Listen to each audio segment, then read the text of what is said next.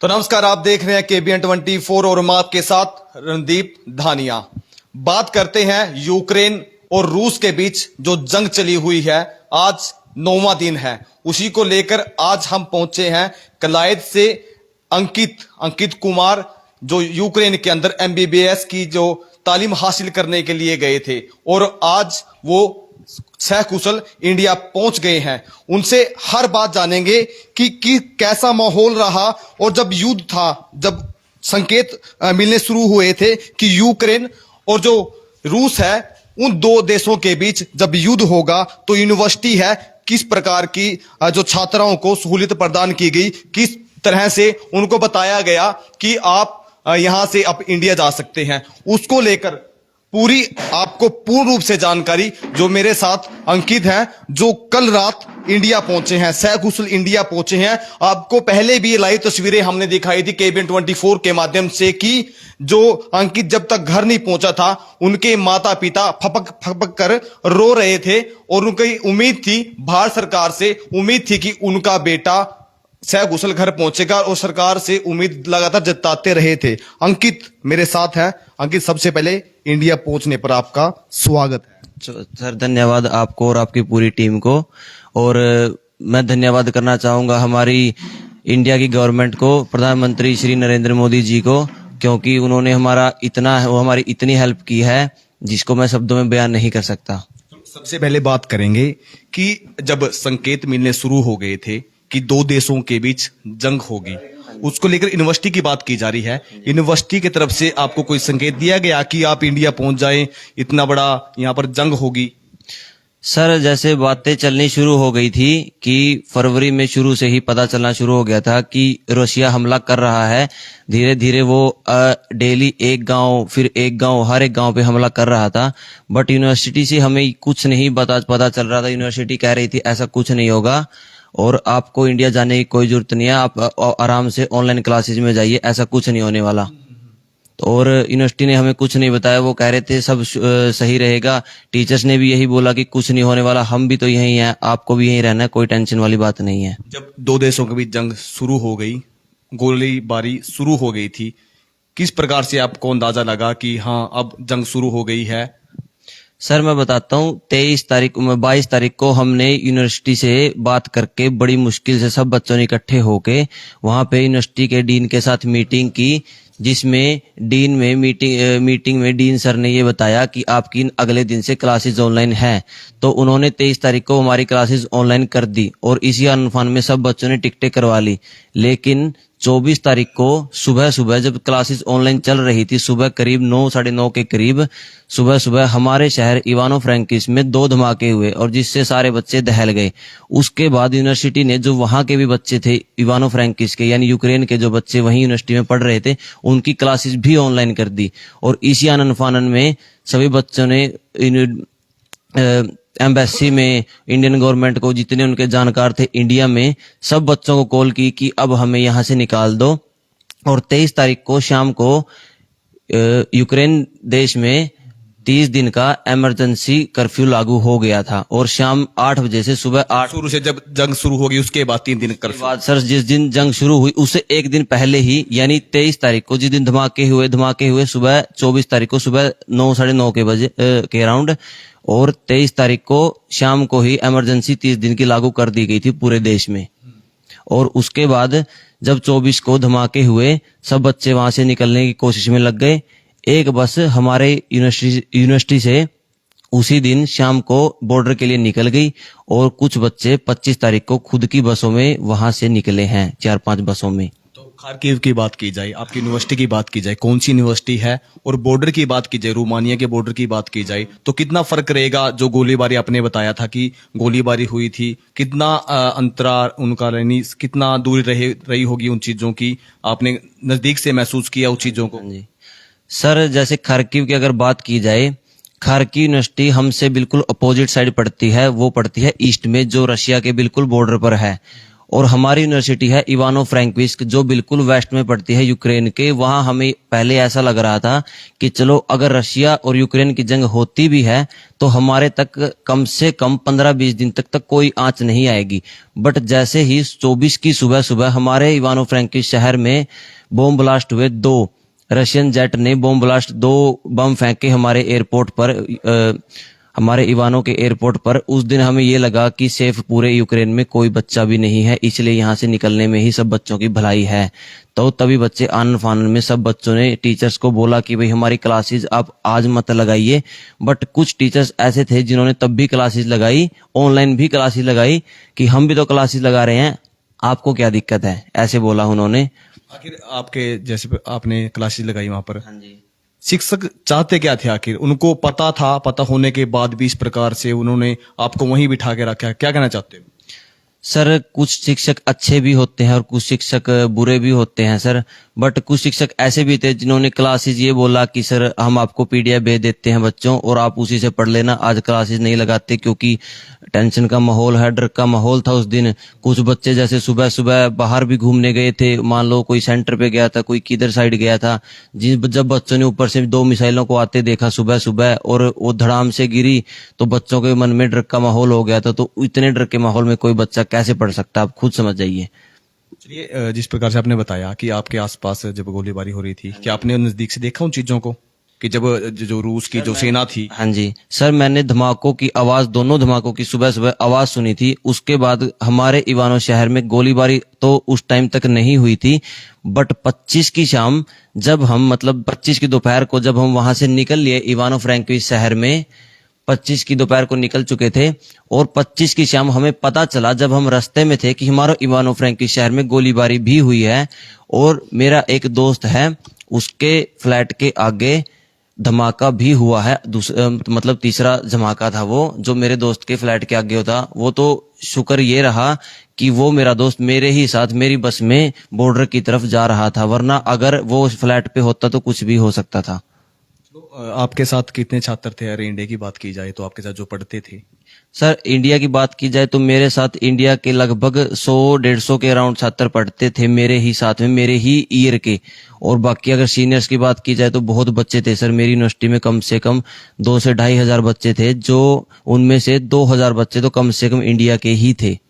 और उनमें से आप मान के चलिए 1,000 बच्चे तो पूरे हरियाणा के ही होंगे, और बचे 1,000 बच्चे वो कोई यूपी का, कोई साउथ का, कोई कहीं का, ऐसे बच्चे थे वहां पे। जिस प्रकार से अभी भारत सरकार का कहना था कि जो खार्किव में फंसे हैं, यानी यूक्रेन के पूरे देश के अंदर जो भारतीय जो छात्र फंसे हैं, यानी जो अपनी तालीम हासिल करने के लिए वहां गए थे, तो उनको सकुशल घर लेके आने की जिम्मेवारी भारत सरकार की थी। हाँ जी। क्या आपको लगता है कि जो भारत सरकार ने जो अपनी जो उम्मीदें थी, आपकी उम्मीद थी, उन पर खरा उतर पाए हैं? जी सर, मैं बताना चाहूंगा, कुछ दिन पहले से ही भारत सरकार की जो वहां पे यूक्रेन में एम्बेसी है, इंडियन एम्बेसी यूक्रेन में है, उसने कुछ दिन पहले ही एडवाइजरी जारी कर दी थी कि आपको यूक्रेन छोड़ देना चाहिए, हम आपको सलाह देते हैं यूक्रेन छोड़ देना चाहिए। लेकिन मुझे नहीं पता किस वजह से हमारी यूनिवर्सिटी ने क्लासेस ऑनलाइन नहीं करी, और जब तक हम वो क्लासेस ऑनलाइन नहीं करते तब तक हम वहां से वो जगह नहीं छोड़ सकते थे, क्योंकि वहां क्लासेस का सीन थोड़ा दूसरा है, 100% अटेंडेंस जरूरी है। तो यूनिवर्सिटी ने ऑनलाइन क्लासेस नहीं करी, इसलिए बच्चे वहां से नहीं निकल सके। लेकिन इंडियन एम्बेसी ने कम से कम 4-5 दिन पहले ही एडवाइजरी जारी कर दी थी कि आपको यूक्रेन छोड़ देना चाहिए। एडवाइजरी जारी कर दी, तो जो छात्र थे उन्होंने प्रयास किया होगा, टिकट बुक की होगी कि हमें घर जाना है, या आपको जबरदस्ती वहां पर रोका गया? सर टिकट बुक बहुत बच्चों ने की थी, टिकट बुक मैंने भी की थी 2 तारीख के लिए। लेकिन जैसे ही इवानो फ्रैंकोविस्क में धमाके हुए सुबह, उसी दिन जैसे देश में कर्फ्यू पहले ही दिन लग चुका था 30 दिन के लिए, तो उस दिन जिस दिन धमाके हुए उस दिन देश की एयर स्पेस भी बंद कर दिया गया। उसी दिन हमें पता चल गया कि हमारी फ्लाइट्स कैंसिल होंगी। तब हमने सब बच्चों ने एम्बेसी से कांटेक्ट किया।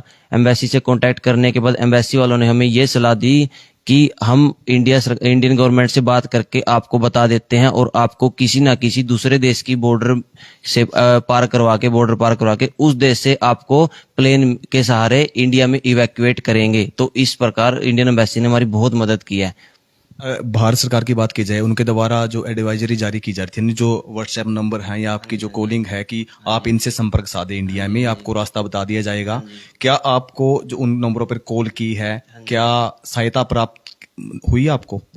सर मैं बताता हूँ, जो जो नंबर हमें प्रोवाइड कराए गए थे उनमें से कुछ नंबर तो ऐसे थे जो मिलते ही नहीं थे, लेकिन कुछ नंबर ऐसे भी थे जो मिलते थे, जिनसे ऑफिशियल से बात होती थी, हमारी बहुत अच्छे तरीके से बात होती थी। वो बताते थे सर आपको पैनिक करने की जरूरत नहीं है, हम आपको अच्छे से इंडिया इवैक्यूएट करवा देंगे, लेकिन आपको ऐसे ऐसे इस रास्तों से आपको बॉर्डर पे जाना पड़ेगा, बॉर्डर पे हमारे एम्बेसी वाले बंदे खड़े हैं, आपको वहां से इवैक्यूएट करवा के बॉर्डर पार करवा के आपको सेफली हम इंडिया पहुंचा देंगे। क्या आपने वहाँ कोई वीडियो शूट की है वहाँ की? जी सर, मेरे पास वहाँ की काफी सारी वीडियोस हैं, एम्बेसी के बंदे भी शायद उनमें दिखेंगे, बट मेरे को प्रॉपरली नहीं पता है, शायद उन वीडियोस में है, बट मैं दिखा सकता हूँ। बच्चे कितने हंसी खुशी से वहाँ कैंप्स में, रोमानिया के कैंप्स में रह रहे हैं और उनको वहाँ पे जाके कोई प्रॉब्लम नहीं हुई है। जब तक आप उसमें जब यूनिवर्सिटी आपकी वहाँ थे, तो जब गोलीबारी हुई तो उस दौरान की कोई वीडियो आपके पास, कोई फुटेज कोई ऐसी? जी सर, जिस दिन यूक्रेन में 30 दिन का कर्फ्यू लगाया गया, 23 फरवरी की दोपहर को लगाया गया था 3 बजे के राउंड, तो उसी दिन शाम की मेरे पास वीडियो है जिसमें मैं आपको दिखा सकता हूँ फाइटर जेट यूक्रेन में घूम रहे हैं। देखिए, जिस प्रकार से बताया गया है कि जो फाइटर जेट थे और जो रूस और जो यूक्रेन की जो लगातार जंग चल रही है, आज 9वां दिन आपको बता दें कि है, लेकिन कहीं ना कहीं शांत होने का कोई अंदेशा नहीं लग रहा। और जब शांति दूत बनकर हम भी ये चाहते हैं कि जब दो देशों के बीच जब जंग होती है तो सेना के साथ साथ जो आम लोग हैं उनको भी अपनी जान से हाथ धोना पड़ता है। हमारी भी ये निवेदन रहेगा कि जब तक अगर हमारी आवाज पहुंचती है तो कि शांति का पैगाम देने की हम लाख प्रयास करेंगे। और आपसे निवेदन रहेगा कि वीडियो को लगातार शेयर भी करते रहें। फिलहाल जो आपको बता रहे हैं कि जो वीडियो सर, जी सर, क्या है, प्लेन है सर, यहाँ इवानो फ्रैंकिस में प्लेन फाइटर जेट रशिया का घूम रहा था और सारा दिन घूमते भी रहते थे वो वहां पे। हम 2 दिन रहे हैं वहां पे, ऐसे ऐसे ऐसे घूम घूम हर 5 मिनट में प्लेन की आवाज, हर 5 मिनट में। और हमारी बिल्डिंग सर 13 मंजिली थी, मेरे 13वीं मंजिल पे मेरा फ्लैट था और हमें ये नहीं पता था कि कब हमारे ऊपर भी बैलिस्टिक मिसाइल आके गिर जाए। सीधी सी बात है कि जब हमला हो गया यूक्रेन से, आप कब चलना हुआ आपका इंडिया की तरफ, यानी जब इंडिया की तरफ आपको आना हुआ, एडवाइजरी जारी कर दी गई, आप यहाँ से निकलिए, तो कब निकलना हुआ वहां से? सर हालात कैसे रहे होगे रास्ते से आते आते? सर यूक्रेन में लॉकडाउन 23 तारीख को ही लगा दिया गया था और यूक्रेन में गोलीबारी हुई है, गोलाबारी 24 तारीख को सुबह सुबह, और हम यूक्रेन से 25 तारीख को दोपहर को निकले हैं सर। वहां पे आन फान में बच्चों को फ्लैट भी छोड़ना था, सारा सामान पैक करना था, तो आन फान में निकले हैं। सब बच्चों ने टिकट करवाई है अपनी अपनी बसेस की। बसें बड़ी मुश्किल से मिली सर, बसें इतनी मुश्किल से मिली, जैसे बसों में 50-50 सीटें होते हैं, तो 1.5 लाख की, सिर्फ 250 किलोमीटर के लिए 1.5 लाख की बसेज हुई हैं बच्चों के लिए, और बड़ी मुश्किल से। एक अगर एक छात्र की बात की जाए तो कितना उसको देना पड़ा पैसा वहाँ? सर एक अकेले छात्र की बात करी जाए तो 4 से 5 हजार रुपए प्रत्येक छात्र को देने पड़े हैं। यूनिवर्सिटी से लेकर कितनी दूरी होगी शायद उसकी, जब जहाँ अपने बस ने छोड़ा आपको? सर 250 किलोमीटर के राउंड की दूरी थी बॉर्डर तक की, और बॉर्डर पे जैसे ही हम पहुंचे हमने देखा बॉर्डर पे कम से कम 10 से 15 किलोमीटर लंबी गाड़ियों की लाइन थी। एडवाइजरी क्या जारी की गई थी कि बस में बैठने से पहले आपको क्या बोला गया था, कैसे चलना है, क्या कुछ होगा? सर एडवाइजरी हमें ये जारी की गई थी कि आप बेशक अपने हिसाब से बस करवा के चले जाइए, हमें कोई प्रॉब्लम नहीं है, यूनिवर्सिटी ने बोला था, बट अगर आपको जाना है तो आप बसेस के ऊपर, बसेस के इधर उधर चारों तरफ अपने इंडिया के फ्लैग लगा के चलना, क्योंकि हमारे प्रधानमंत्री श्री नरेंद्र मोदी जी की हमें बताया गया था कि रशिया से कुछ बात हुई है, वो कह रहे हैं कि अगर हमें कोई भी इंडिया के बच्चे दिखेंगे हम उनको कुछ भी नहीं कहेंगे, हम उन पे गोलीबारी नहीं करेंगे। तो इसलिए ये बताया गया था कि आप अपनी बसेस पे या अपने बैग पे या जैसे भी आपसे बन पड़ता है आप अपने हाथ से कागज पे बना लीजिए, बट आप इंडिया के फ्लैग लगा के चलना और रास्ते में कहीं भी आपको बस नहीं रोकनी है। आप देश का तिरंगा आपके बसों के ऊपर था, और दूसरे देशों की बात की जाए वो भी छात्र साथ साथ थे, और बसों की बात की जाए, क्या दूसरे के ऊपर उनकी देश का फ्लैग लगा आपको नजर आया कहीं? जी नहीं, और किसी देश के ऊपर किसी देश का फ्लैग नहीं था। हाँ, कुछ देश के बच्चे ऐसे भी थे जिन्होंने इंडिया के ही फ्लैग लगा रखे थे, और जिनके पास इंडिया के फ्लैग नहीं भी थे, कुछ बच्चे जैसे इंडिया वाले भी और दूसरे देश वाले भी, उन्होंने क्या करा, जिनके पास में अपने अपने बड़े बड़े फोन थे या टैब कह सकते हैं, टैब थे, तो टैब में स्क्रीन के ऊपर उसकी वॉलपेपर लगा के इंडियन फ्लैग की और बसेस के आगे भी रखी हैं। तो तो आप देख सकते हैं किस प्रकार से अगर इंडिया की बात की जाए, भारत देश की बात की जाए, तो उसके जो तिरंगा था, शान तिरंगे की है, उसी की बात बता रहे हैं आपको कि दूसरे देश के लोग हैं, उन्होंने भी अपने भारत देश का तिरंगा लगाकर वहां से जान बचाई है। फिलहाल अंकित, आपने बताया कि कहाँ उतारा आपको बस ने फिर? सर हमें बस ने रोमानिया के बॉर्डर से कम 12 से 13 किलोमीटर दूर उतारा, क्योंकि आगे बस नहीं जा सकती थी, इतनी भीड़ थी। यूक्रेन के बंदे भी, इंडिया के बंदे भी, नाइजीरिया के, क्योंकि जितने भी देशों के वहां बंदे रहते हैं सारे ही सोच रहे थे कि हम आज के आज बॉर्डर क्रॉस कर जाएं, और गाड़ियों और ट्रकों की इतनी भीड़, तो बस हमें आगे नहीं लेके जा सकती थी, तो हमें 12 से 13 किलोमीटर की दूरी पैदल तय करनी पड़ी बॉर्डर तक की। तो क्या सफर रहा? बताया गया कि वहां पर मार पिटाई भी की गई है। सेना कौन सी थी, किसने पीटा गया, किसको पीटा, कौन से देश को पीटा है? सर वहां पे यूक्रेनियन सेना ही थी, क्योंकि वो पहली बॉर्डर यूक्रेन की थी, पहला फर्ज उनका बनता है कि वो बॉर्डर पे बच्चों को रोके। और उसके बाद जैसे हम बॉर्डर पे पहुंचे, वहां पे भीड़ बहुत ज्यादा थी, इतनी ज्यादा भीड़ थी कि हम बच्चे खुद के सहारे तक पे नहीं खड़े थे, हम बच्चे दूसरों के सहारे पे खड़े थे। मैं वहां जाके शाम के 4:30 बजे भीड़ में लगा, तो मैं शाम के 4:30 बजे से मेरी बारी अंदर घुसने की, बॉर्डर पार करने की बारी मेरी सुबह 5 बजे आई है। रात में पूरी रात मैं भीड़ में खड़ा रहा एक पैर पे, इतनी ठंड में, जहां बंदा दो सुबह 4:30 बजे, और अगले दिन शाम के 4:30 बजे मैं वहां खड़ा था, और सुबह 4:30-5 बजे मेरी बारी आई है अगले दिन सुबह। और इतनी ठंड में -10 डिग्री, -12 डिग्री में, जहां कोई बंदा दो मोटे मोटे कंबल लेके लेट तक नहीं सकता, वहां मेरे को सारी रात खड़ा होना पड़ा, इतनी भीड़ थी। तो यूक्रेन के लोगों की बात की जाए, किस प्रकार के आपको सहायता प्रदान की गई, कैसे लोग थे यूक्रेन के? जी मैं बताता हूँ। यूक्रेन, वो जो बॉर्डर पे फौजी थे, उन्होंने सारे यूक्रेनियंस बंदों को पहले निकाल दिया, बट इंडियंस को बाहर नहीं निकाले। इंडियंस के लिए गेट खोलते थे, इंडियंस के लिए अलग गेट था, हर आधे घंटे में गेट खोला, 2 बंदे अंदर, हर आधे घंटे में गेट खोला, 2 बंदे अंदर। और यूक्रेनियंस की बात की जाए तो यूक्रेनियंस के लिए हर 2 मिनट में गेट खोला, 10 बंदे अंदर, हर 2 मिनट में गेट खोला, 10 बंदे अंदर। जैसे रोमानिया आप तो पहुंच गए थे, रोमानिया के अंदर एंट्री कर ली थी आपने, तो रोमानिया के लोगों की बात की जाए तो इंडिया के जो आप जैसे युवा थे, जो अपनी तालीम हासिल करने के लिए गए थे वहां, किस प्रकार की उम्मीद रही होगी आपको भी उनसे, और उन्होंने आपकी क्या सहायता की? जी सर, हमें तो पहले, क्योंकि हम रोमानिया देश में रहते तो नहीं है, हमें रोमानियंस बंदों के बारे में पहले कुछ भी नहीं पता था कि उनका क्या बिहेव रहेगा हमारे साथ, क्या पता कि दूसरे देश में जा रहे हैं क्या बिहेव रहेगा। बट जैसे ही हम रोमानिया में एंटर हुए, मैंने देखा कि रोमानियंस पीपल इतने अच्छे, इतने हेल्पिंग हैंड, वो हर एक बच्चों को अपने पास से उनसे जो बन पड़ रहा था वो कर रहे थे।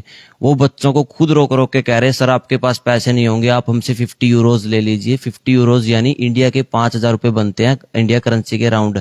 बच्चों को खुद कह रहे थे, सर आपने शूट, अपने आप दे रहे थे, किसी ने मांगा नहीं? नहीं सर, किसी ने नहीं मांगा, वो अपने आप। उसके बदले कुछ पैसे देंगे आप, उसके बदले कुछ लेते नहीं थे? जी नहीं सर, वो कुछ भी नहीं ले रहे थे, मदद की जा रही थी। जी, क्योंकि वहां पे बॉर्डर पे जाने के बाद किसी देश की कोई सिम नहीं चलती है, और हमारी भी सिम काम नहीं कर रही थी, तो बच्चों को, उनको लगा कि बच्चों की शायद घर पे बात ना हुई हो, तो वो बच्चों को खुद के फोन से खुद की सिम निकाल के दे रहे थे कि आप अपना इंटरनेट यूज कर लीजिए, घर पे बात कर लीजिए, या मेरे फोन से आप बात कर लीजिए, मेरे से पैसे ले लीजिए, क्योंकि आपको पैसों की जरूरत पड़ सकती है आगे, और आपके पास खाने का नहीं होगा, मैं आपको खाने का दिलवा देता हूँ। आपने इतने दिन से शूज डाल रखे हैं, आपके पैर खराब हो गए होंगे, मैं आपको चप्पली दिलवा देता हूँ। सर इस प्रकार रोमानियंस बंदों ने हमारी इतनी हेल्प किया है, तो हम उनके भी शुक्रगुजार हैं कि धन्यवाद आपका बहुत बहुत, आपने हमारी इतनी हेल्प की। तो रहने की व्यवस्था कैसे की गई है? क्या सरकार की वहां पर कुछ ऐसी सुविधाएं दी गई सरकार की तरफ से आपको? क्या रोमानिया के जो लोग थे उन्होंने मदद की है? जी सर, मैं बताता हूँ। सबसे पहले बॉर्डर क्रॉस करते ही रोमानिया की बसेस वहां पे हमें खड़ी मिल रही थी, और हर एक बच्चों में जितने सीट होती हैं उतने ही बच्चों को बैठा के वहां से, जो रोमानिया की कैपिटल है बुचारेस्ट, वहां पे तुरंत की तुरंत पहुंचाया गया, हमारा वीजा लगवा के। वहां से, वहां कैपिटल बॉर्डर से कम 600 से 700 किलोमीटर दूर पड़ती है, और 700 किलोमीटर दूर पड़ने के बाद वहां हमें ले जाया गया, कैंप्स में ले जाया गया। वहां इंडियन एम्बेसी के लोग भी आए, जो रोमानिया के इंडियन एम्बेसी के लोग थे, और वहां के जो गवर्नमेंट के कैंप्स थे, गवर्नमेंट के भी कैंप्स थे काफी सारे, और वहां पे एनजीओ भी काम कर रही थी। तो वहां पे इतने अच्छे लोग रोमानियंस के, मतलब आपको शब्दों में मैं बयान नहीं कर सकता। हमारे रहने के लिए इतनी अच्छी सुविधा, साफ तरीके से कंबल, साफ तरीके से चादर, बिल्कुल अच्छे तरीके वाली, अच्छे साफ खाना, बिल्कुल हर एक चीज हाइजीनिक, इतनी अच्छी। आपको ठंड लग रही है, आपको 2 कंबल चाहिए, आप 3 कंबल लो, आपको ठंड लग रही है आप मफलर लो, आपको पहनने के लिए चपली, सुबह उठ के करने के लिए ब्रश, हर चीजें आपको, आपके पास टॉवल नहीं है आप टॉवल ले लीजिए, आप सॉक्स ले लीजिए, आपके शूज से स्मेल आ रही होगी आप दूसरे शूज ले लीजिए, हर एक चीजें आपके लिए। रोमानिया के लोगों ने पूरी मदद की है, आपकी ये कहना चाहते हो। उसके बाद रोमानिया से निकलने का सफर कैसा रहा? सर रोमानिया कैंप्स में मैं 3 से 4 दिन तक रहा हूँ। इंडियन एम्बेसी हमारे पास डेली आती, डेली हमसे बात करके जाती, डेली हमें मोटिवेट करके जाती कि अब आप सेफ जोन में हैं और आपको घबराने की जरूरत नहीं है।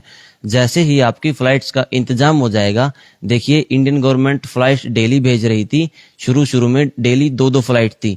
जैसे ही इंडियन गवर्नमेंट को पता चला कि अब बच्चे बॉर्डर क्रॉस ज्यादा कर रहे हैं तो उन्होंने डेली 4 फ्लाइट्स कर दी। और जिस दिन से मैं आया हूँ उस दिन से Indian government daily 6-6 flight up down करवा रही थी ताकि ज्यादा से ज्यादा बच्चों को इंडिया इवैक्यूएट करा जा सके। और मेरे आने के नेक्स्ट डे ही इंडियन एयरफोर्स के 3-4 प्लेन भी वहां गए हैं जिनमें बैठने की 600 से 800 बच्चों की कैपेसिटी होती है। तो आप सोच सकते हैं कि जल्द से जल्द इंडियन गवर्नमेंट कितने बच्चों को इवैक्यूएट करवाने का प्लान सोच रही थी। कब पहुंचे आप इंडिया, कब पहुंचे आप? सर मैं 2 तारीख को इंडिया पहुंच गया, 3 तारीख को इंडिया पहुंच गया था, 2 को वहां से चला, शाम को यहाँ पहुंचे? हाँ जी प्रॉपर घर मैं 3 तारीख को शाम को पहुंच गया था। तो माँ बाप को देखा कैसे थे? सर मम्मी डैडी की आपके ही न्यूज की तरफ से मेरे को लाइव दोस्तों ने भेजी भी थी। जैसे मैं वहाँ कैंप्स में रह रहा था, पहले मेरा इंटरनेट नहीं वर्क कर रहा था, बट रोमानियंस बंदों ने अपने फोन से, खुद के फोन से निकाल के मुझे सिम दी कि सर आप यूज कर लीजिए, क्योंकि मैंने उन्हें बताया था कि मेरी घर पे बात नहीं हो रही है, मेरे घर वालों को नहीं पता है मैं जिंदा भी हूँ या मर गया। तो उन्होंने खुद के फोन से सिम दी कि आप यूज कर लीजिए। तब मैंने देखा फेसबुक पे आपके चैनल के थ्रू कि मेरी मम्मी इतनी रो रही है, डैडी इतने परेशान हैं। तो मैंने घर वालों से फिर बात करी कि आप परेशान मत हो, अब मैं सेफ जोन में हूँ और इंडियन गवर्नमेंट हमें जल्द से जल्द निकाल देगी वहां से। भारतीय टीवी चैनलों की बात लगातार की जा रही थी कि वहां का माहौल कैसा था? क्या आपको वहां भारतीय जो टीवी चैनल थे वो देखने को मिलते थे? जी सर, हमें भारतीय टीवी चैनल कैंप्स में तो देखने को नहीं मिले क्योंकि वहाँ रोमानियन टीवी चैनल्स थे, लेकिन हमें भारतीय टीवी चैनल्स एयरपोर्ट पे जरूर देखने को मिले हैं। यूक्रेन की बात की जाए तो यूक्रेन में आप लंबे समय से रह रहे थे ना, तो वहां की जो गतिविधियां हैं लगातार आपको दिखाई जा रही थी, क्योंकि यूक्रेन की आपने बात की है, सिर्फ वो इतना दिखाएंगे जितना हुआ है। हाँ जी। अगर भारतीय मीडिया की बात की जो लगातार पूरी प्रॉपर आपको खबर दिखाई जाएगी, क्या वो देखी आपने? जी सर, इंडियन गवर्नमेंट की भी न्यूज देखी, इंडियन न्यूज की, इंडिया टीवी वगैरह सारे चैनल्स हैं उनकी भी न्यूज देखी है, और जो वहाँ के चैनल्स है लाइक CNN न्यूज है उनकी भी न्यूज मैंने देखी है, बट वो बिल्कुल ब्रीफ में न्यूज दिखाते हैं ताकि उनकी कंट्री में पैनिक ना हो। और इंडिया में कितना फर्क लग रहा था आपको? आप देश में रह के आए हो, वहां की आपने कितना कुछ देख के आए हो, जंग देख के आए हो, भारत और जो वहां की बात की जाए तो कितना आपको फर्क दिखता है देशों में? सर मैं ये बताना चाहूंगा कि मेरे हिसाब से जो इंडिया में न्यूज चैनल्स हैं वो सिर्फ अपनी TRP चाहते हैं। ठीक है, वो न्यूज दिखाते हैं, बट कुछ न्यूज ऐसी भी हैं जो उनको नहीं दिखानी चाहिए, जिनसे देश में पैनिक क्रिएट हो सकता है, और वो कुछ न्यूज को इतना बढ़ चढ़ कर दिखा देते हैं कि उस न्यूज का कुछ और ही बन जाता है। हाँ, न्यूज दिखाते हैं, वो बहुत सारी अच्छी भी दिखाते हैं कि ये दिखानी चाहिए, बट इतना न्यूज नहीं दिखानी चाहिए कि देश में पैनिक क्रिएट हो जाए, ताकि बच्चों को इवैक्यूएशन करने से ज्यादा फोन पे बात करने में परेशानी हो। क्योंकि बच्चों के घर से पेरेंट्स के इतने कॉल आ रहे थे, हद से ज्यादा बच्चों की टिकट हो रही थी वहां पे, और घर से कॉल पे कॉल, कॉल पे कॉल, कॉल पे कॉल, तो बच्चे कुछ उनकी वजह से भी परेशान हो रहे थे बाद में। लेकिन धन्यवाद करना चाहूंगा इंडियन गवर्नमेंट का दोबारा से कि उन्होंने हमारे लिए इतनी फ्लाइट्स की अरेंजमेंट की और इतनी जल्द से जल्द हमें वहां से निकाला। जो हमारे KBN 24 के दर्शक हैं उनसे कुछ कहना चाहोगे? जी, मैं KBN 24 के दर्शकों से यही कहना चाहूंगा कि बहुत बहुत धन्यवाद आपका, क्योंकि आपके एक दर्शक हैं विकास, वो मेरे दोस्त हैं, उन्होंने ही आपकी लाइव वीडियो मेरे पास भेजी थी उस दिन। मैंने उसके बाद ही अपने घर वालों से बात की है। मैंने घर वालों से बोला कि आपको परेशान होने की जरूरत नहीं है, मैं बिल्कुल अच्छे से रह रहा हूँ, अच्छे से खाना पीना यहाँ खा रहा हूँ। इन्होंने मुझे सिम दे दी है, मेरा इंटरनेट भी अब वर्क कर रहा है, और मैं जल्द से जल्द इंडिया लौट आऊंगा। तो जो अंकित है उन्होंने अपनी आबिती बताई कि किस प्रकार से वहां से वो वहां रह रहे थे यूक्रेन के अंदर। 2 देशों की जंग हुई, उसके बाद इन्होंने कहा कि जो यूनिवर्सिटी है कि इन्हें घर जाना है, टिकट बुक कराएगी, लेकिन कैंसिल कर दी गई। कहीं कारण कुछ होगा, ये हम नहीं कह सकते, लेकिन हालात वहां के हम बयान नहीं कर पाते। अंकित ने जो साफ तौर पर वहां के हालात हमें बताए हैं और आप जो केबीएन के दर्शक हैं उनको बताए हैं। निवेदन यही रहेगा कि वीडियो को ज्यादा शेयर करते रहे, क्योंकि जो इलाके की जानकारी लगातार हम आपके बीच लगातार पहुंचाते हैं। अंकित ने बताया कि इनके पहुंचने से पहले इनके माता पिता थे, जो यहाँ पर हमने केबीएन 24 के माध्यम से इंटरव्यू लिया था, वो इंटरव्यू इन तक पहुंच गया था और फिर इन्होंने अपने माता पिता से इंटरव्यू के माध्यम से बात की। मेरे साथ जोगेंद्र खटखट जी है, उनसे भी बात करना चाहेंगे, जो अंकित के पिता हैं। जोगेंद्र जी, हाँ जी, केबीएन 24 के माध्यम से आपको हमने लाइव दिखाया, अंकित तक वो वीडियो पहुंची। हाँ जी, हाँ जी, अंकित घर भी पहुंच गए सकुशल। हाँ जी, पहुंच गए जी। तो सरकार से क्या उम्मीद थी आपको, क्या उम्मीद पे खरी उतर पाई सरकार? ऐसा जी, सबसे पहले तो मैं केबीएन 24 का धन्यवाद करना चाहता हूँ, जिन्होंने हमारी बात ये पूछाई। फिर मेरी बात है प्रशासन से, हमारा कैथल प्रशासन से, हमारी हरियाणा गवर्नमेंट से, भारत सरकार से हमारी बहुत मदद हुई है। हमारा बेटा घर आ गया। हमने तो सबसे यही यार, अब मेरी एक तमन्ना हो रहा है, जितने भी बच्चे वहां फंसे हुए हैं, जो भी रहते हैं, अब सभी बच्चे अपना अपना घर आ जाने चाहिए, जैसे मेरा बच्चा आ गया।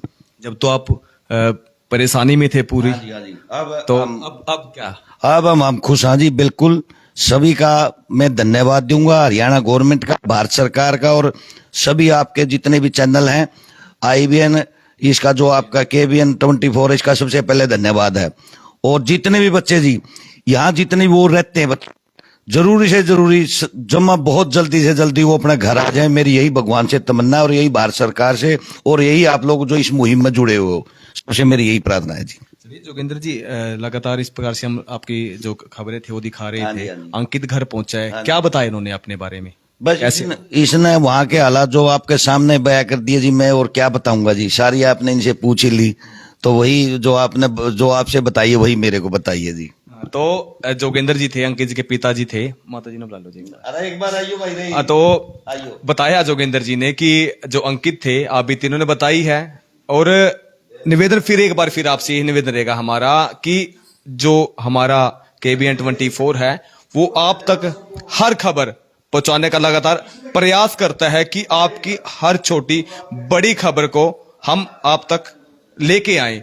उसी को लेकर इस मुहिम के अंदर अंकित हमारे साथ थे। उन्होंने अपनी जो बीती आपको बताई है कि किस प्रकार के वहां पर हालात थे, किस प्रकार से वो यहाँ जो यूक्रेन और जो रूस था उसकी जो जंग थी उसके बीच से निकलकर जो इतना पैनिक वहां था, उसके बीच गोलाबारी के बीच से भी बसों के अंदर जो सफर था वो तय कर वहां पर पहुंचे थे और अब जो इंडिया पहुंच गए। फिलहाल उनकी माता जी से बात करना चाहेंगे।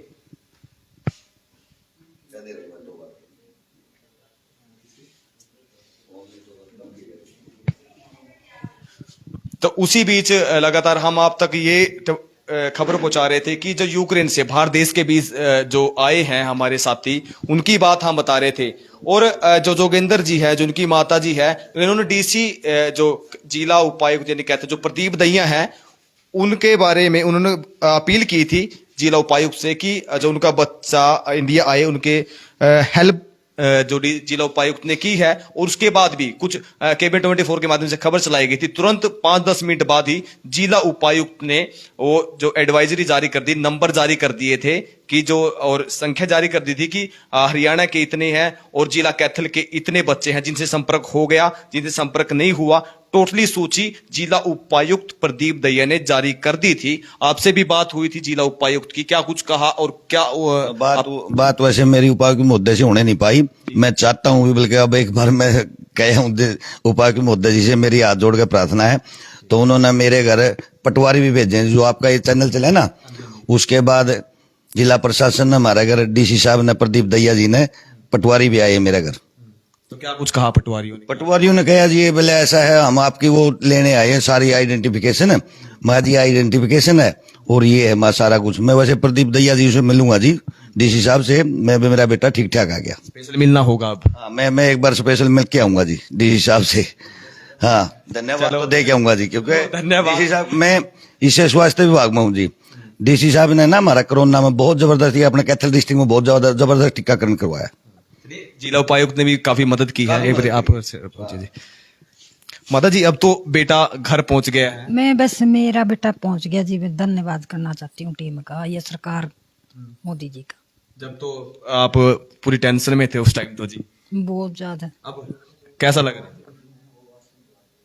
बस यही है जी मेरी रिक्वेस्ट। बढ़िया पहुंच गया मेरा घर में बेटा मेरा। बस अब तो खुशी में आपको बोलना चाहिए ना माता जी, खुशी में बोलना चाहिए। अब तो आप बोल नहीं रहे। बस यही रिक्वेस्ट है मेरी। बस मेरा बेटा। ये माता जी थी इनकी, अंकित जी की, इन्होंने बताया कि अब नहीं बोल पाए, खुशी ज्यादा है, मगर उस दौरान जब टेंशन में थे तो बताया उन्होंने अपने बारे में कि बेटे से बात नहीं हुई थी क्योंकि लंबा समय हो गया था और दो देशों की जंग थी उसके बीच। लेकिन अब बेटा सकुशल घर पहुंच गया है। हमारे भी निवेदन आपसे रहेगा केबीएन 24 का, और जो इंडिया के जितने भी लोग हैं यूक्रेन में फंसे हैं उनकी बात। हाँ, तो जो यूक्रेन में जितने छात्र फंसे हैं, भारत सरकार लगातार प्रयास कर रही है कि जितने भी, लगभग बताया कि लगभग 18,000 जो भारतीय हैं यूक्रेन के अंदर रहते थे, या फिर स्टडी की बात की जाए या फिर मजदूरी की बात की जाए तो वहां पर थे। अब लगभग सरकार ने कुछ को निकाल लिया है, कुछ का प्रयास सरकार द्वारा जारी है। और निवेदन रहेगा आपसे कि वीडियो को जरा शेयर करते रहे। और जिला उपायुक्त प्रदीप दहिया का भी, जो परिवार के जो लोग हैं उन्होंने, और जो अंकित है उन्होंने धन्यवाद किया है कि जो प्रशासन है उन्होंने जो परिवार की सुध ली और जो परिवार के साथ कंधे से कंधा मिलाकर जिला उपायुक्त प्रदीप दहिया का चलना हुआ, उसके लिए परिवार के जो लोग हैं वो धन्यवाद करते हैं। निवेदन रहेगा वीडियो को लगातार शेयर करते रहे। मैं आपके साथ रणदीप धानिया।